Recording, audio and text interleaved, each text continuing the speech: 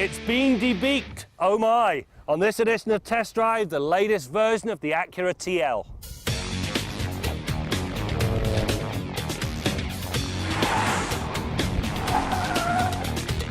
Of all of the cars on the road, the TL has to be one of the most controversial, and it all boiled down to that so-called stylistic beak. It served to polarize.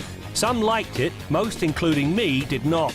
The revised front-end style tones down the look without deserting the corporate theme. In this regard, the 2012 TL is a sharp-looking car.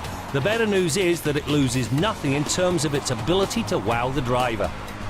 The new Acura TL handles very nicely. However, if you upgrade to the super handling all-wheel drive version, which is worth the money, it really does handle very well indeed. And it boils down to the system's ability. Under normal circumstances, it splits the power front to rear as the conditions dictate.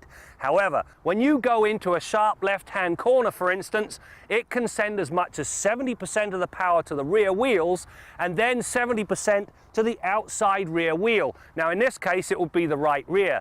Now, what that does, it turns the car into the corner. That means there's less steering input required and it reduces the risk of understeer. It works, and it works exceptionally well. Along with that sophisticated all-wheel drive system comes a better engine. Where the base front drive TL makes do with a 3.5-litre V6 that pushes 280 horsepower, the cars equipped with a super handling system get a bigger 3.7-litre V6. This engine ups the ante by delivering 305 horsepower and a brawny 273 pound-feet of torque.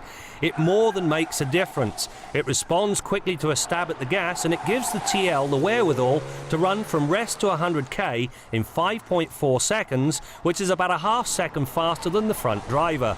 For a large 1,800 kilogram sedan, it is more than rewarding.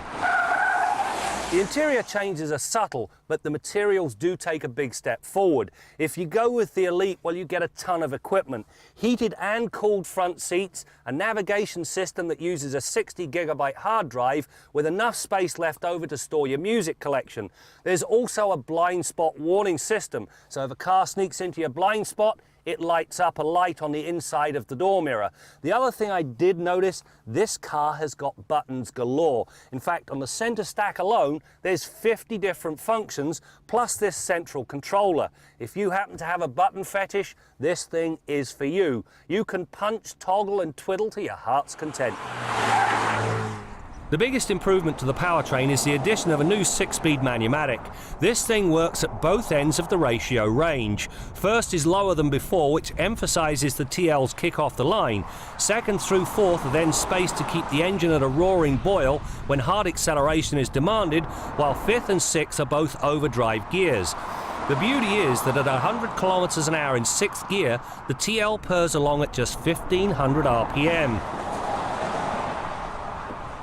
Acura says this TL is a 5-seater. I beg to differ. If you sit here, you're laughing. Plenty of headroom, plenty of legroom, very comfortable.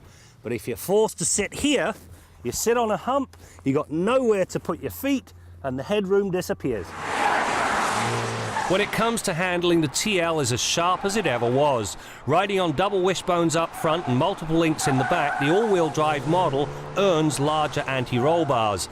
With the suspension controlling body roll and that all-wheel drive system doing its thing, the TL roared through the pylon test. It's a balanced arrangement that definitely says sporty. The rework really has transformed the TL from an ugly duckling and into a good-looking piece of machinery. It also has a nice cabin, and if you go with the up-level model, you get the super handling all-wheel drive and a more powerful engine. The net result? Well, the changes should put the brakes on the TL's sales slide.